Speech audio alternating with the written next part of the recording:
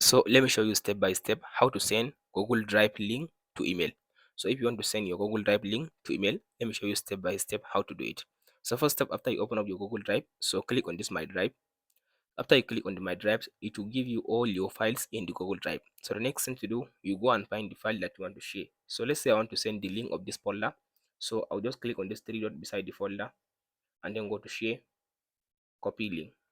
After you copy the link, then you go to your Gmail. So after you go to your Gmail like this, so the next thing to do, you click on this compose, and then now you type in the Gmail account of the person you want to send him the link. So I'll type in the Gmail account like this.